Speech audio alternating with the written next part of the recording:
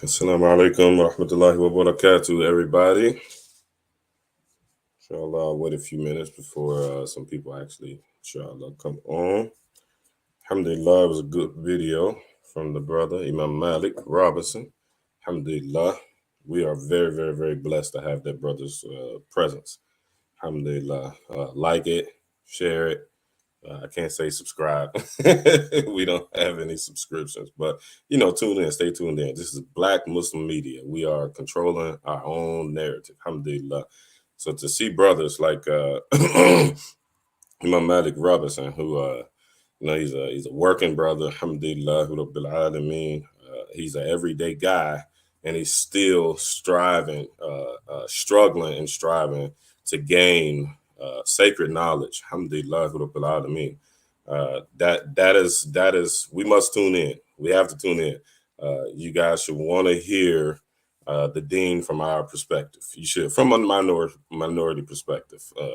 We come from neighborhoods and communities, and I would like to say a country that is that's the black and brown in America on the Western Hemisphere. So, Malikum Muhammad, Assalamu alaikum, sister. Definitely appreciate your support. Definitely appreciate your support, sister. Alhamdulillah Rabbil Alameen. But yeah, when anytime we got brothers that's out the community, man, that's out the neighborhood, support. Alhamdulillah, I'm extremely happy to be working with that brother, man. It's been we've been good friends on here for a long while. Alhamdulillah Rabbil Alameen. Since I first came home, and I first started with my little dawah efforts or whatever. So alhamdulillah. Okay, we're gonna get started. I'm gonna try to make this as succinct as possible. We got some really heavy knowledge that we getting into. This is the kickoff to my contribution to our daily readings. Inshallah ta'ala, this is dhikr. This is very good dhikr, very good dhikr, very good dhikr. So inshallah ta'ala, I have the responsibility of everyday fiqh. It's kind of my thing.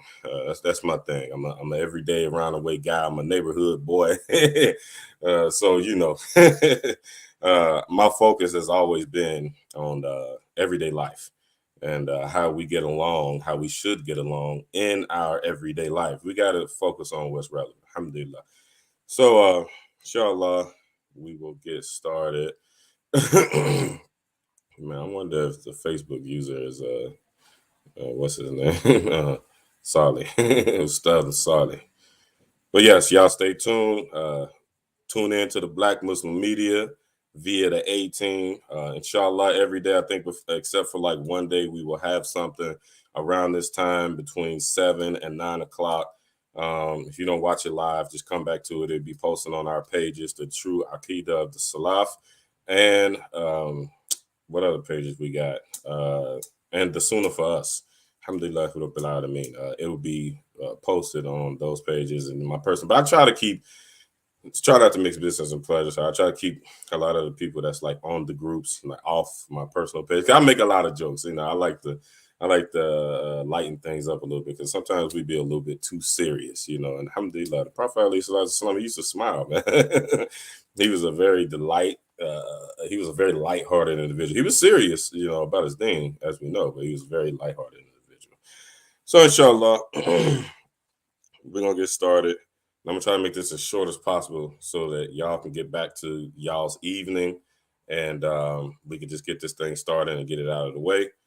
The topic today is the true Aqeedah of the Salaf. Hold on one second.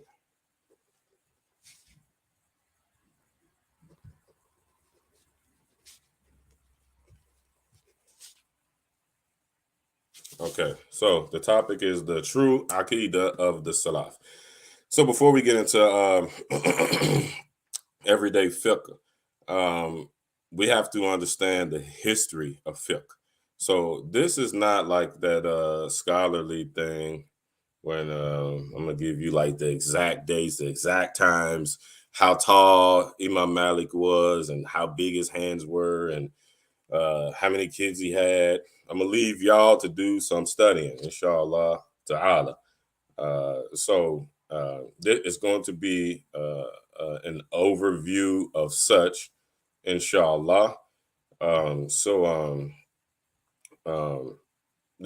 just focus on that. It's for the most part because it's going to be an overview, um, inshallah. So we're going to, excuse me, turn that down so I can see some of the comments. I put it on my phone. Yeah, so it's going to be like it's, we're going to kind of skip through things and kind of give a nice broad overview with some type of sufficient detail, inshallah ta'ala. What's wrong with this? Okay. Bismillah.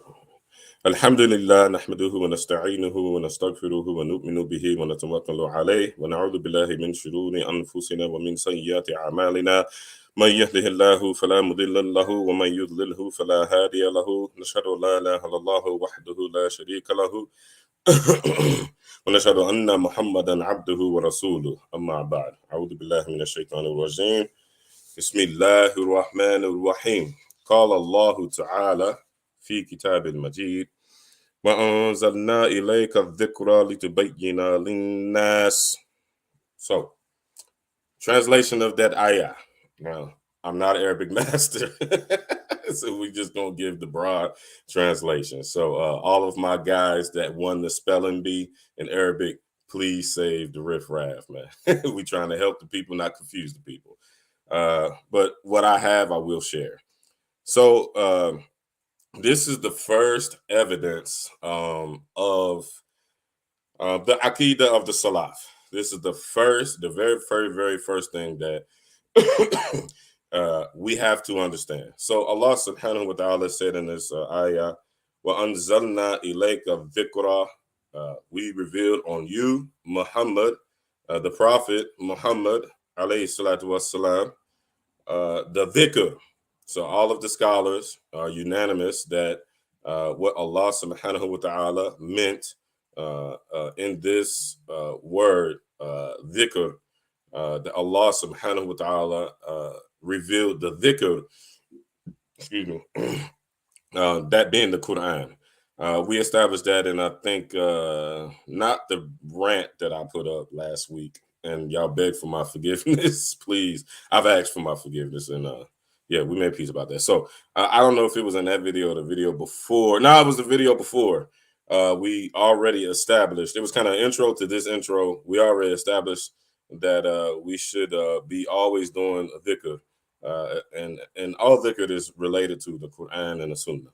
So dhikr is one of the words that that Allah subhanahu wa ta'ala uses in reference to the Quran that was revealed to Muhammad alayhi salatu wasalam. So note that first. That's the very first thing. Note that first. So Allah subhanahu wa ta'ala finished saying, لِتُبَيِّنَ لِلنَّاسِ, so that you can make this thing, make it clear to the people.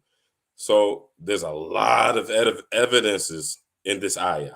A lot of evidences in this ayah. Beautiful ayah, one of my favorite ayahs, because it's proof, a lot of proof. Proof for yourself, proof for your own faith, for your own iman, that you are on the straight path, you are on the Sirat al-Mustaqim, you are on the unadulterated path of pleasure to Allah subhanahu wa ta'ala. First thing, Allah subhanahu wa ta'ala said that it came from him. And then to who? Muhammad alayhi salatu wassalam. So Allah azza wa jalla revealed the Quran to the Prophet Muhammad. Establish that. Etch that in your mind. Engrave it on your heart. So this way that you can have no doubt whatsoever. This came from Allah subhanahu wa ta'ala. Second thing, that Allah subhanahu wa ta'ala said explicitly, this is what they call qat'i. This is clear, clean cut, no ifs, ands, or but. Litubayyina linnas. That Allah subhanahu wa ta'ala said that he gave the right to explain the Quran to Muhammad alayhi salatu wassalam. Let me rephrase that. Allah subhanahu wa ta'ala, via this ayah, gave the right of explaining the Quran to our prophet, Muhammad ibn Abdullah, alayhi salatu wassalam. So, first two things, Allah subhanahu wa ta'ala revealed this. Second thing, to the prophet, alayhi salatu wassalam. And the third thing, he gave the right, the sole right, to the Prophet Muhammad, alayhi salatu wassalam. These are the first three things you want to know before you get into learning your Aqeedah and learning your fiqh. That all this stuff, it comes from, or it should come from, the Prophet, alayhi salatu wassalam. And if we know we can trace it to the Prophet, alayhi salatu wassalam, then we know for a fact that it came from Allah Azza wa Jalla. Okay, done with that. Going forward, the next point, the fourth point, Allah subhanahu wa ta'ala said in another verse in the Quran, Bismillahirrahmanirrahim, وَمَا يَنْطِقُ عَنِ الْهَوَىٰ إِنْ هُوَ إِلَّا وَحْيٌ يُوحَىٰ, that the Prophet Muhammad, alayhi salatu wasalam, does not speak from his desires. He does not speak from his hawa. He doesn't. These are not his great ideas. All this whole setup, everything that we doing, that we're practicing, we learning, we trying to teach, we incorporate in our lives, we're incorporating in our communities. We arguing about it on Facebook. All this stuff, alhamdulillah rabbil alameen, has been revealed to Muhammad alayhi salatu wasalam. And then Allah Ta'ala went even further in this part of the Quran to explain to all of us that this is not the grand idea of Muhammad alayhi salatu wasalam. This is not his idea. None of these concepts is the great idea of the Holy Prophet Muhammad sallallahu alaihi wasallam. This separates us from every other way of life in the whole entire world. So our revelation is sealed and it's locked tight.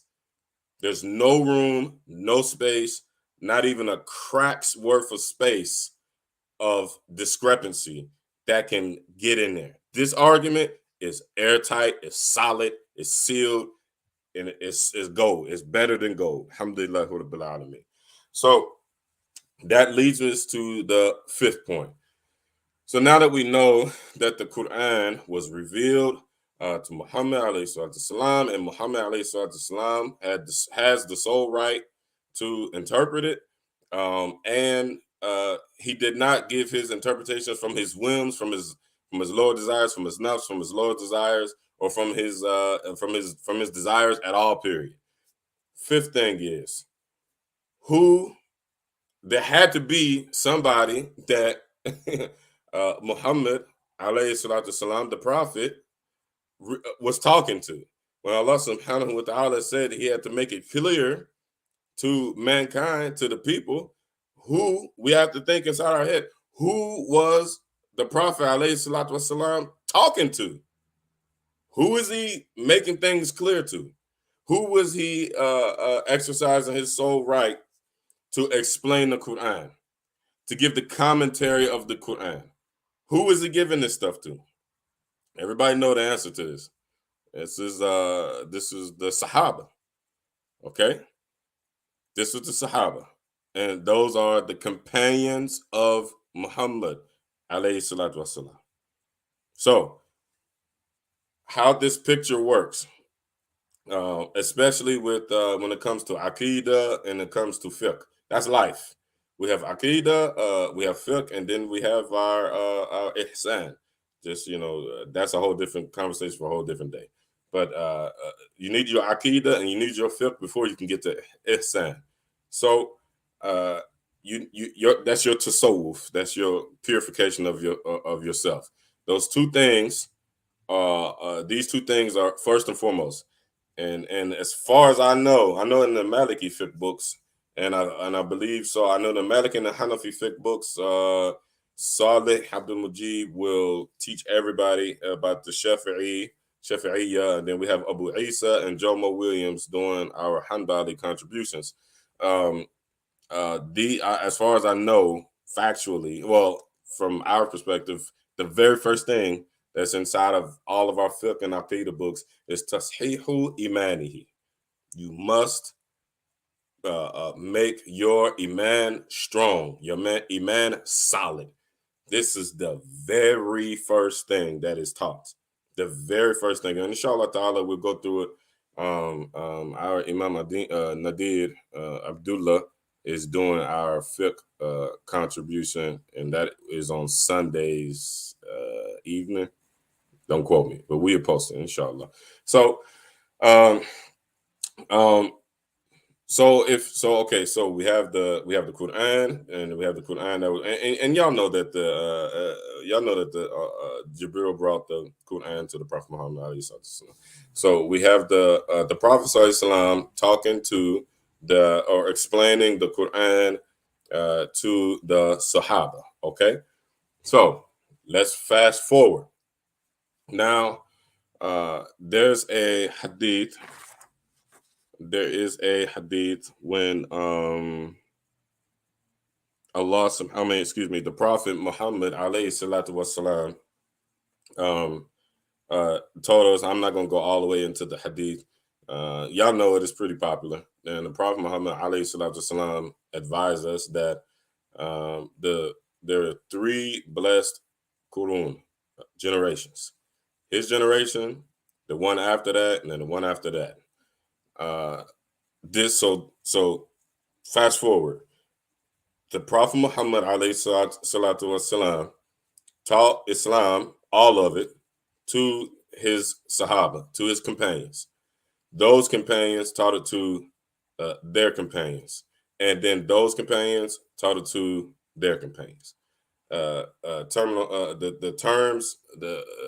terminology for the three best generations is the Sahaba, the Tabi'een, and the Tabi'een.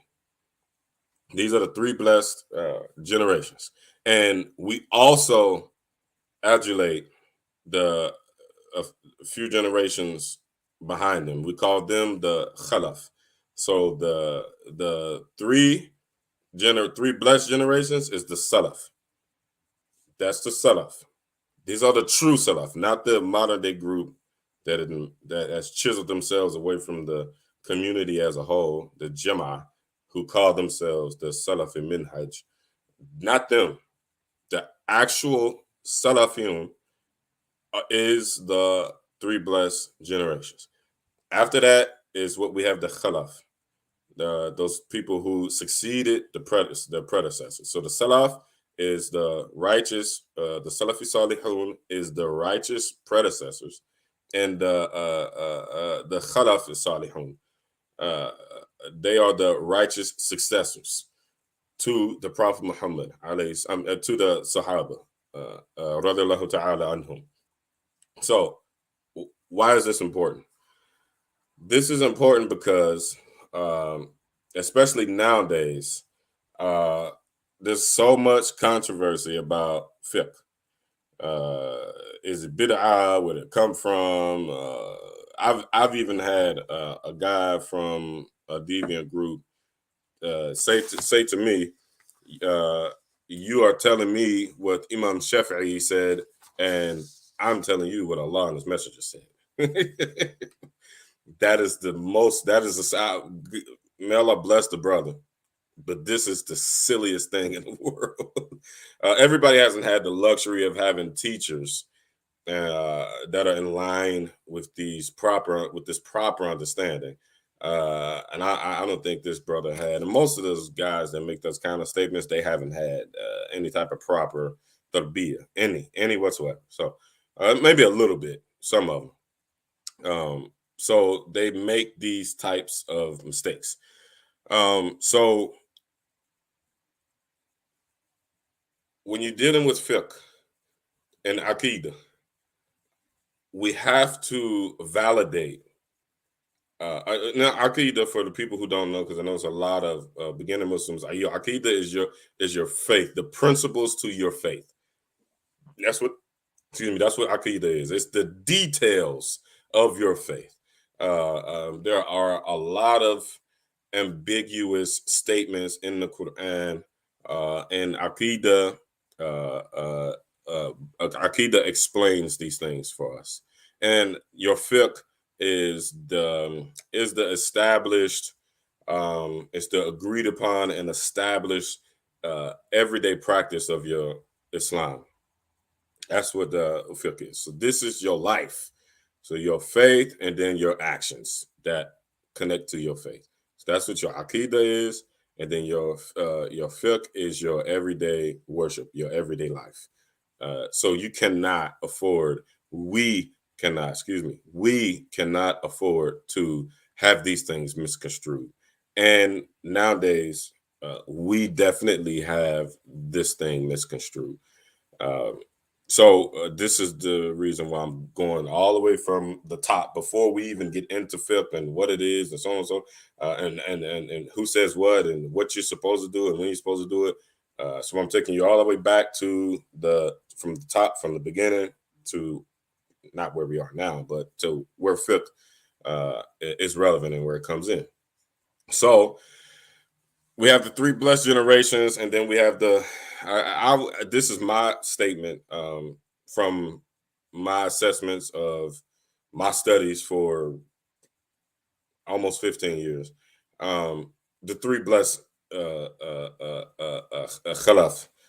three best success generations of successors. So one thing that comes to mind is when we're learning Aqidah and when we're learning fiqh, we see names that were not necessarily around when during the time of the Sahaba. And a lot of people are confused about this. A lot of people, like somebody would say, uh, Imam Malik said, "Pray like this," but what did Ali do? What did Abu Bakr do? I actually had a guy that belonged to one of those deviant groups that asked me. He said, "Well, you're telling me what Malik said, and you're giving me evidence from Malik. Uh, did Abu Bakr pray like this? Did Abu Bakr do this?"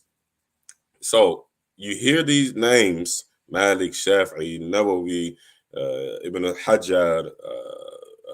The list goes on. You hear these names, and these names are the doors to the three blessed generations, excuse me, to the Sahaba. So, excuse me, to the Sahaba.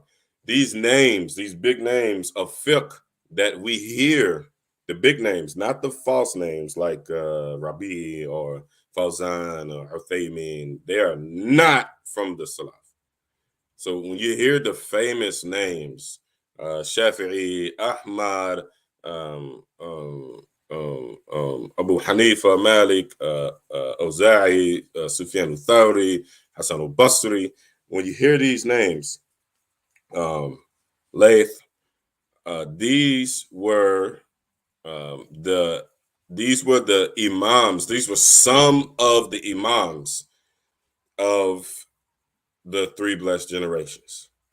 So we already know that the Prophet Muhammad alayhi salatu wasalam gave us insight that Islam was going to be at its height in those three blessed generations. So we want to look in that direction of the three blessed generations. The door to those three blessed generations are those names. Currently, those four names.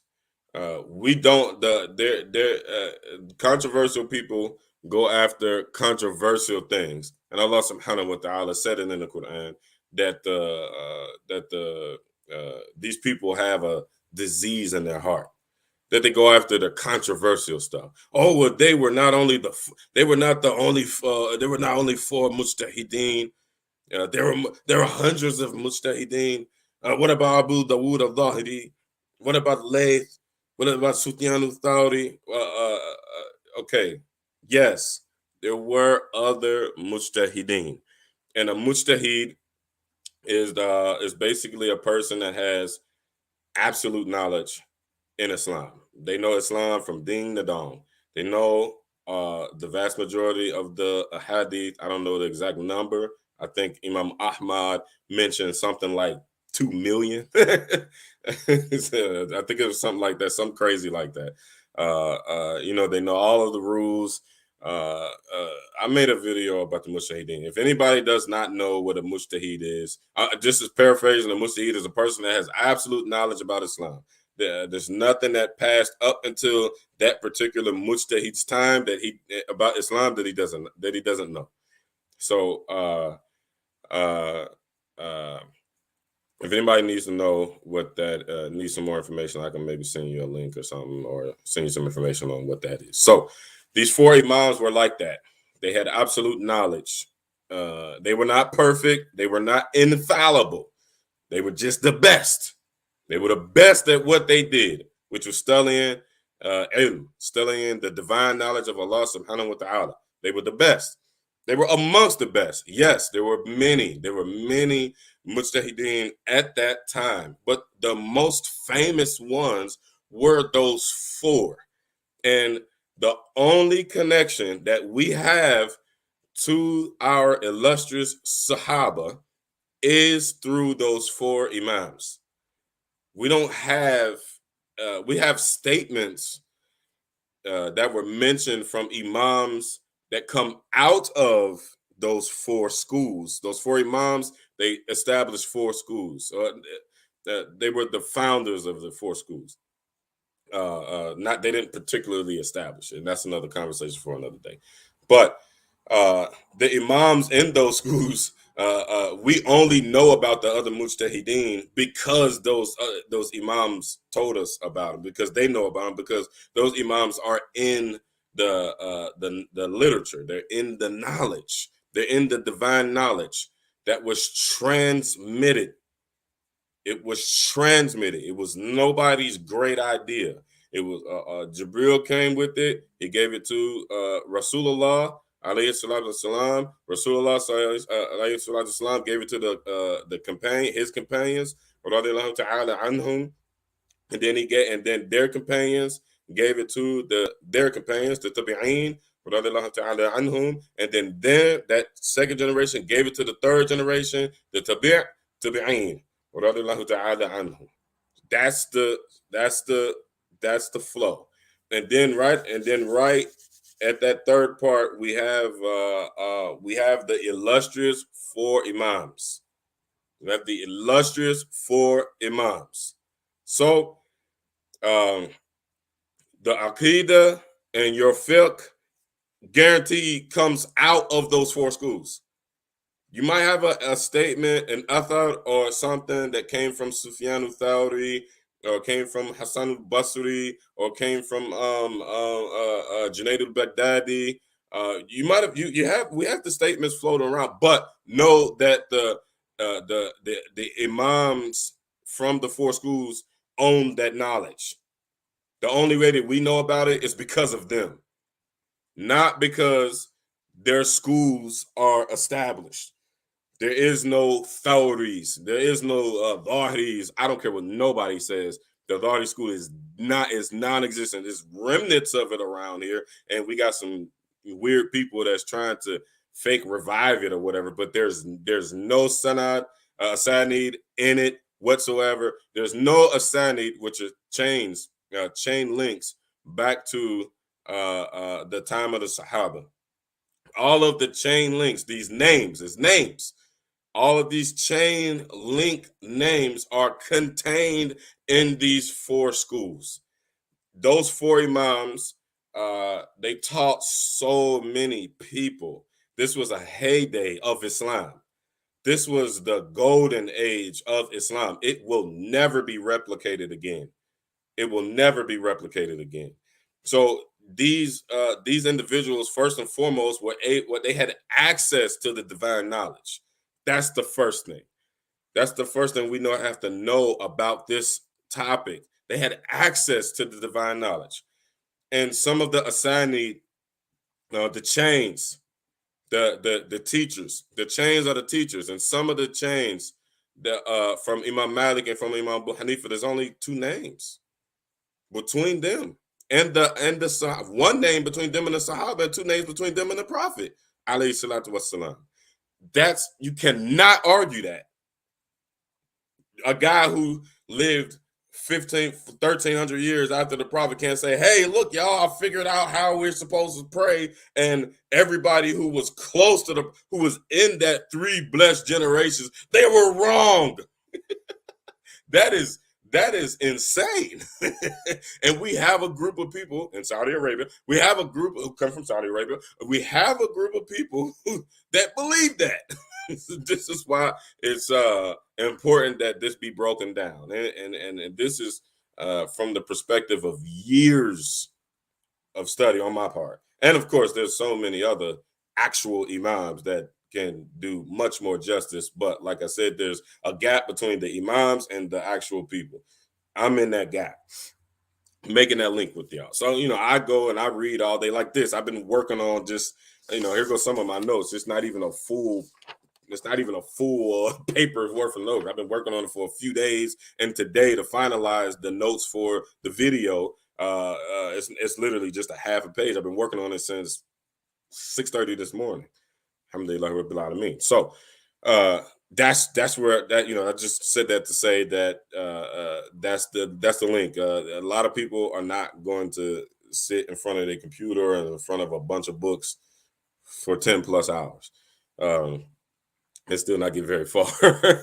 So, okay, so we must understand that the 4 imams have the only connection that we have alive today, the only chain link, the only connection. Where I like to use the word connection for sanad. Know this for the people who don't know the basic fiqh and the basic hadith terminology and so forth. We have a science of asani, ulum asani. A science of the chains. These are human links, that human teachers who can be traced to the Prophet Muhammad alayhi salatu wasalam himself. We even have imams that made books, that made records of the individuals who were the rawi's, who were the narrators. We have some of our imams made books, kept records, and they are preserved today. I actually have one of them. One of my teachers sent me one, and I've seen it for the first time after 15 years of study. Alhamdulillah Rabbil Alameen. I heard it and I trusted it. I heard the knowledge from my trusted imams before, and I believe them because they're very righteous and trustworthy individuals. And after 15 years, I see it now. I see it. Alhamdulillah. It's in all Arabic, so if somebody wanted to see it, like, it'd be weird, like if you can't read Arabic. But maybe we might I get with one of the brothers who are in the A team who are prolific in Arabic, like Abu Isa and Imam Nadir, and we'll go through an example of what a sanad is. I actually put an example of what a sanad is in the group, the Aqeedah of the true Aqeedah of the Salaf. I posted it earlier, so just go through the page if you want to see an example one, but it's in all Arabic.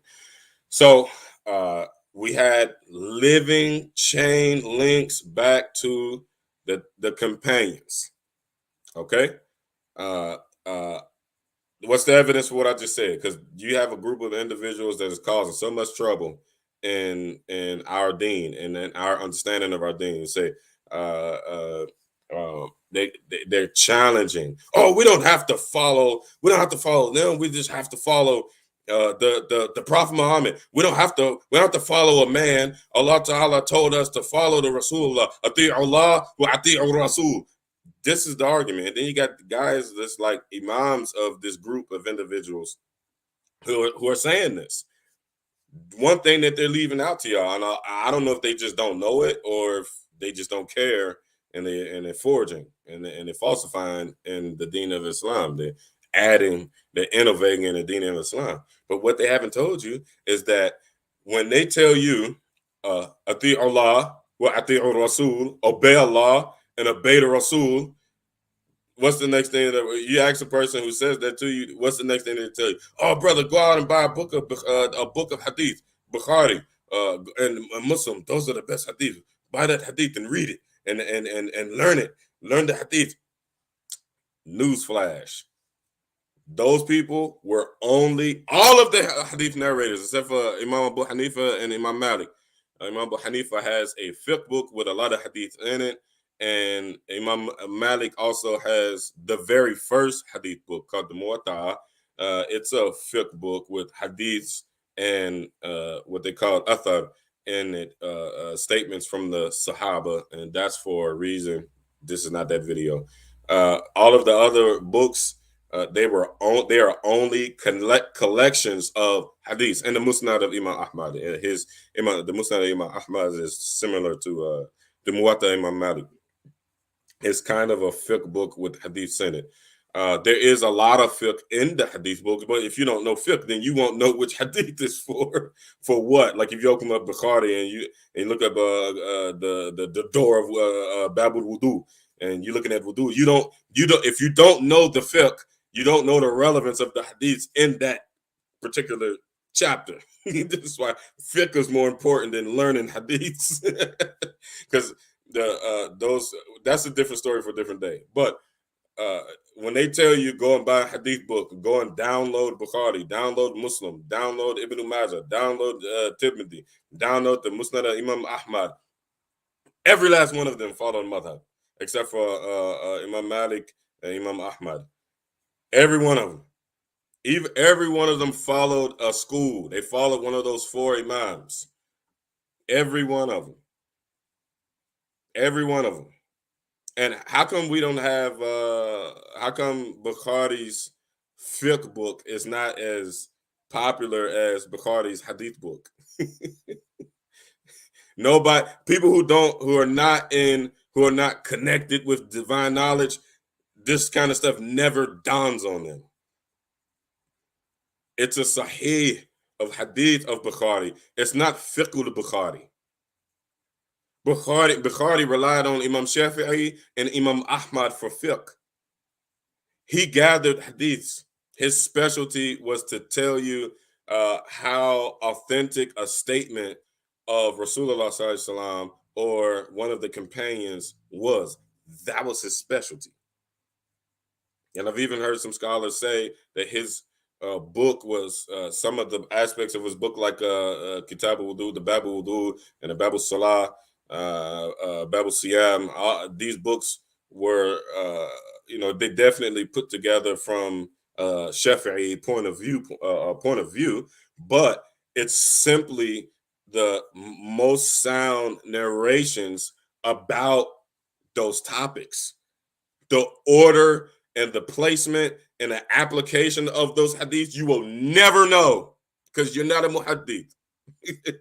And we don't have any muhaddithun in our times. We got people that can, and have memorized what is available from those 6 books. But to my knowledge, there's no muhaddith on the earth. Like in that time period of those 6 generations, from 3 in the Khalaf time period to 3 in the Salaf time period, they had muhaddithun everywhere. And when I say muhaddith, I'm not talking about some program that you can take, and if you catch a plane to Saudi Arabia and then you come back, but then ijaza and hadith, and then when you're in America and you move back to Philadelphia, people start calling you muhaddith. No, you're not a muhaddith. A muhaddith is a person that has memorized at least 1 million or so narrations with the chains. The condition to that is you have to sit with a muhaddith. You have to sit with a person that's in those names that I just mentioned a little bit ago. You have to sit with the person that is in those names.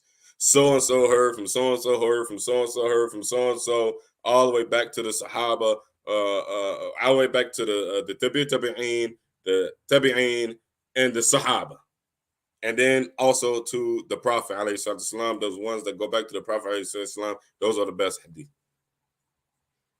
You have to have lived in that time period to be included in that sanad, to be included in that chain, to be included in that connection. Me picking up Bukhari 1,500 years later, that's not being a muhaddith. Me picking up Bukhari and said Bukhari heard from Asim, Asim heard from Hamza, Hamza heard from Umar, Umar heard from Ali, Ali from the Prophet. There's a gap from me all the way to Asim, to Bukhari and then Asim. There's a 1,500-year gap. I can't be a muhaddith. Nobody nowadays can be a muhaddith. You can learn hadith. You can learn what's available from the hadith, from the hadith. Sorry, hadith is plural. I got some spelling bee experts on my Arabic. I don't like to use a lot of Arabic in my videos because this is not an advanced Arabic class. This is for the general people and the general masses. So it would only be showing off if I'm using all these Arabic terms, and a lot of people it gets away from them, and they talk, and people get confused and frustrated. Like, man, ain't anybody trying to hear all that. But anyway, so the only connection that we have to those three blessed generations is through our blessed Khalaf. So an example, Imam Abu Hanifa, he came in 80 Hijra. Imam Malik, he came in 93 Hijra. Imam Shafi'i, he came in 150 Hijra. And Imam Ahmad came in 164 Hijra. And then we have Bukhari, he came in 194. We have Muslim, he came in 204. We have Tirmidhi and Ibn Majah that came in 209. All of this is all of those individuals. Y'all recognize those names. Everybody recognizes those names. All of those individuals is in that three blessed generations. Maybe not Ibn Majah, but he would be immediately preceding the that blessed, that Salaf. So we have to look at when we say the fiqh of Abu Hanifa, the fiqh of Imam Malik, the fiqh of Shafi'i, the fiqh of Ahmad. When we say that, we're meaning that those individuals had an absolute knowledge, and they took the knowledge. They took their knowledge from the Quran. They took the knowledge from the tafsir of the Quran, the commentary of the Quran, and the hadith, the ahadith, all of the hadith of the Prophet ﷺ's time, the statements, and at that time the Sahaba, they kind of ushered in the fiqh. They had to make and a lot of the Sahaba, not all of them, but a lot of the Sahaba were individual mujtahideen themselves. So you got varying opinions amongst the Sahaba. One example that I just learned in my usul classes is Ali opposed Uthman one time. So when somebody come and tell you like, oh, I follow the Quran and the Sunnah according to the way of the Salaf, well, through what path?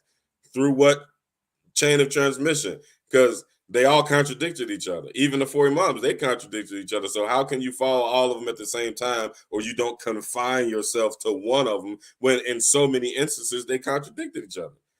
There was some controversy about Hajj Tamattu, and Uthman said one thing, and then that got back to Ali. It got back to him.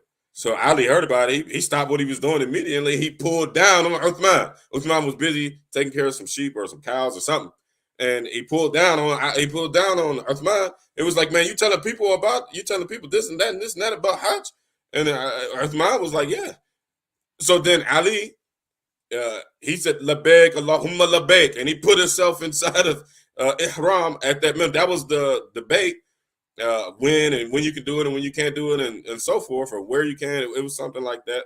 I don't know it exactly. It was just mentioned in our usul class because our chef was trying to impress upon us that the Sahaba all were not on the same page within right. So there were some people who Uthman had told his way of doing making ihram, and then here came Ali, and Ali was bigger than Uthman. So nobody reported that Uthman said something back after Ali contradicted him about this matter, but Hajj.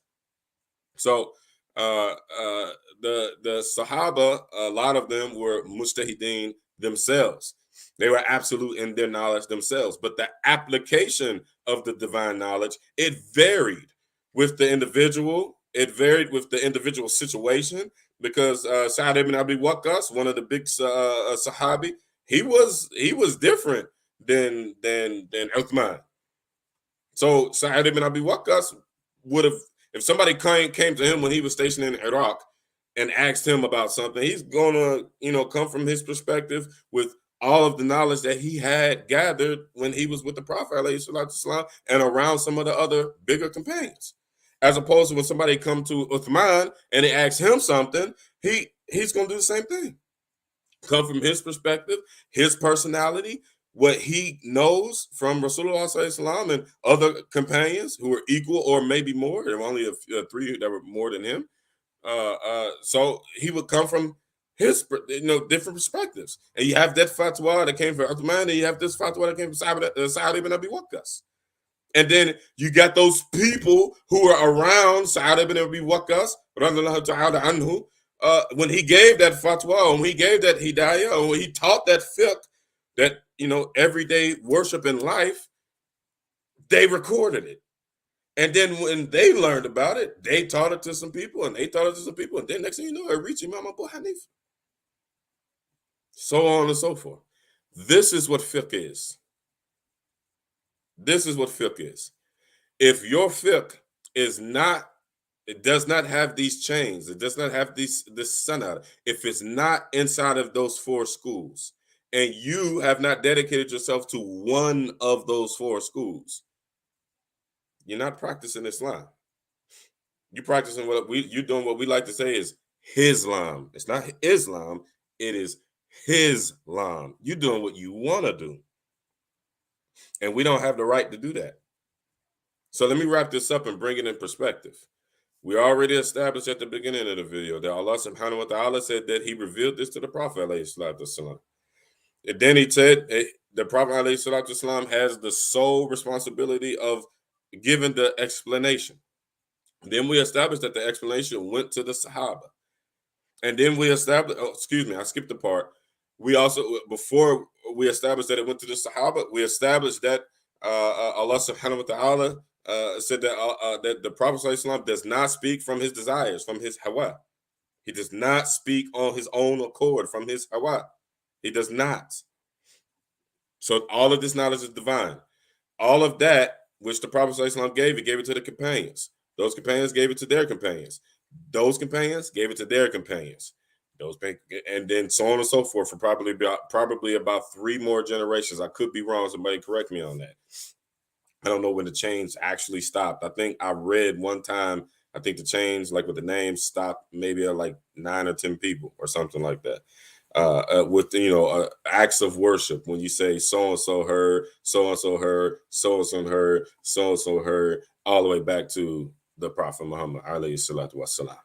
So, with that being said, we do not have if your practice, your everyday Islam does not, if it involves individuals that came 1,300 years, and it doesn't disqualify you that you come thousands of years after the Prophet Muhammad alayhi salatu wasalam. But if the individuals are you reading their books and you following the groups on Facebook and you following individuals who post these individuals and their books, if they don't have in their books works from that illustrious generations, I would say 6. I would say those 6 generations. If they don't have, it goes all the way down to even times like with Imam Nawawi. He came on, a nice distance away from the Prophet Muhammad alayhi salam, but he was still close enough to where I think there was maybe 6. Somebody correct me, like maybe like 5 and 6 names just changed, and those names sometimes can be generations, and these are known people. If the individuals that you're learning from and what it is that you have incorporated in your daily Islam, if it doesn't have those names, Hanafi, Maliki, Shafi'i, Hanbali, it's bid'ah. We can't validate it. We can't validate it. We can't say Sheikh such and such from Saudi Arabia, Sheikh such and such owns so much property in Mecca. It does not matter. Sheikh such and such has no connection to our illustrious companions. You have to have a connection to the illustrious companions. If you don't, you are not practicing Islam. We already established that Islam was revealed. We have individuals who established themselves as scholars, like the guy Al-Albani. He established himself as a scholar. Nobody corroborated what he was saying and what he was believing. And he came out and grabbed hadiths from all of the established hadith books and remixed everything, put everything in a disorder, not in an order, put everything in a disorder. He even regraded certain hadith that actual hadith master. This guy, I don't know of anybody who said this guy even memorized 10 hadith. All of the muhaddithun and the mujtahideen, we have statements from the ithbat, the established reputable, that's the word I'm looking for, the reputable imams of the golden generation, the three blessed generations, who said so and so memorized so much, so and so says half of it is the religion, so and so, they vouch for it. If you don't have that connection, your Islam is like this. An example, in wudu, you have to do a certain order of things. Allah subhanahu wa ta'ala told us in the Quran a particular order. Who are you to go and take the order and mix it around? You don't think Allah subhanahu wa ta'ala knew what he was doing? You think you know better than Allah subhanahu wa ta'ala? That's what we're doing here. If you are not in line with these four schools of thought, oh, that's 8. With these four schools of thought, if you're not in line with that, then you are claiming to be a mujtahid mutlaq. You're claiming to be one of those individuals that have absolute knowledge in Islam, which is kind of not possible. Some people say it's possible. Anything's possible. But what is the connection? What is the sanad? What is the connect? Where is a mujtahid mutlaq now? Which you would have to sit with that individual, because you would have to have a mujtahid mutlaq to judge an individual to be a mujtahid mutlaq. If I become a mujtahid mutlaq and everybody else is up under me, how can the people up under me grade me as a mujtahid mutlaq and I'm above everybody? They can't validate or grade me. And we know that the illustrious imams in those golden time periods, they used to do that. Jalaluddin Suyuti, he came out, rahimahumullah, he came out and said, I'm a mujtahid mutlaq. And then the other mujtahideen mutlaq at that time, they tested him. And he failed the test. And then he withdrew his claim for being a mujtahid mutlaq. So who are you? And Jalaluddin Suyuti, he was way up there. He was way up there. And nobody living in this time period, nobody that lived in the last 200-300 years was up there with him. And that's my opinion. And we can argue about that all day. But before we get into actually learning Aqeedah, before we get into actually learning fiqh, we have to know that history. And I'll just put everything in a nutshell. Y'all can go back and research some of the things that I've said. Go back and rewind, pause this, whatever you got to do. Go back and research some of this stuff if you need to. Because before you jump into a book, because the way that the traditional schools do, we learn it, if not memorize it. We just about memorize all of it, at least. So before you give your heart and your mind and your soul to something, and which we're doing fiqh of the four schools, I want y'all to know the history.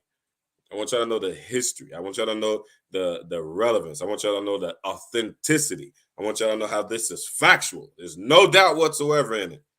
None. Zero doubt. It's established. So if it's not in line, all those hadith books that y'all like to quote, all those hadith books, they all follow the madhab. Ibn Majah was a Shafi'i. Tirmidhi was a Shafi'i. Bukhari was a Shafi'i. Muslim was a Shafi'i. Imam Ahmad was a Mujtahid. But everybody come out there and say that the Hanbali, they Ibn Rajab, Ibn Qudama, your beloved Ibn Taymiyyah, rahmatullah alayhim, all of them followed madhabs. And they all follow one particular madhab. Because there's some deviant rhetoric out there that say, oh, you can learn from each one of them. How can you learn from each one of them? Shafi'i says touching a woman breaks the wudu. Malik and Abu Hanifa and the others, they say it does not break the wudu. So how can you follow all of them? You're gonna be all over the place. You're gonna be like this. You're never gonna be able to complete your worship. There's 1 second over here, one is over here, one is over here. This Imam said this, Imam said that, this Imam said that, and you're gonna be stuck doing that as opposed to doing this. And all of them are validated, all of them have proof, and all of them are correct, which will be in the part 2 when we'll be able to expound on the correctness of all of the 4 Imams and the differences of their opinions. But we are right on time for ending this. This is the end of part 1. If I said anything wrong, it does not belong to Allah, it does not belong to the messenger of Allah, subhanahu wa ta'ala, does it belong to the illustrious scholars and the perfect deen of Islam. Last thing, I'm quoting and I'm narrating and paraphrasing. That's it. So don't attack me, attack while I'm narrating. like a lot of what I've said is this was one of the books that I'm paraphrasing. I don't think y'all wanted to sit through. Let me see. This is this whole section. Let me see. 1, 2, 3, 4, 5, 6, 7, 8, 9. I don't think y'all want to sit through somebody reading 9 pages, and a lot of it will sound like mumbo jumbo if you haven't taken the small, big bits and pieces to get a whole purview of what's being said. So I'm paraphrasing and I'm narrating, and that's my last point. I forgot to mention that. No, I didn't. None of this is made up. This is all narrated. So what is illustrious is not that somebody 1,300 years will come and have an idea that all of the scholars from all of the time periods already didn't speak on. If what whoever it is that you're learning from or following is saying something that we can't find in the time of the Salaf, for example, there's a deviant group of people that says that Allah actually has a hand. Na'udhu billah. May Allah forgive us for even saying that. May Allah protect us from saying that. May Allah protect us from believing that. And may Allah deliver the individuals who believe that from believing that. But they come with books. They got books. They got teachers. They have institutions, and it look real good. They got the mama tile, the nice white. The sisters were all black, and they say it all looks great on the zahir. That's one of their favorite words. It looks great on the zahir. Apparently, it looks great, but you can't find that one person from those 3/6 blessed generations that ever said that. In fact, you find the individuals, all of the illustrious imams of those 3/6 blessed generations saying the opposite of that. The exact opposite. But this deviant group, they try to explain it and turn it around, and they flip it and they twist the words, and then they take the refutation from those 6 blessed generations, and they say, oh, what he really meant is this. He didn't mean, no, he said what he meant. Said Allah, there's nothing like Allah, and anybody that likens Allah to creation, he had done kufr. All of the imams in the time of the Salaf say that. They don't say that Allah has a hand. And we ain't getting into the details right now, but that is just an example. The details of these examples on how what to follow and not, what not to follow, and so on and so forth, that's going to be in part 2. Inshallah ta'ala. Same time next Monday night, inshallah. We get a few comments and we're going to get out of here. I'm right at an hour. I want to keep all these short.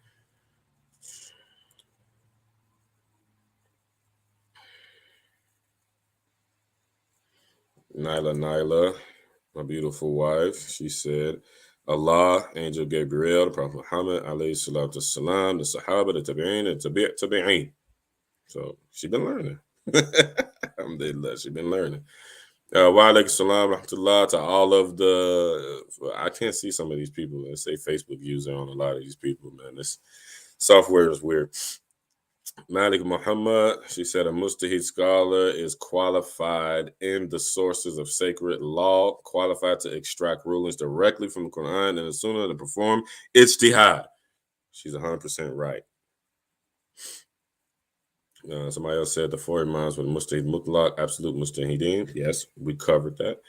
The golden chain, Malik Muhammad, she been learning from Malik, from Nafi', from Umar. Best chain that ever existed. Nobody can argue with the Malikis. Nobody can argue with the Malikis. We have the golden chain. I don't care what Uthaymin said. Oops. I promised the brothers I was going to teach and stop fighting. This is my nature. I fight. The Wahhabi scholars put together aren't a Mahdi. She said the Wahhabi scholars, that's the deviant group in Saudi Arabia, said they are not, all of them put together are not a single Muhaddith. My big brother, Abu Muhammad, Ken say I barely verified it right.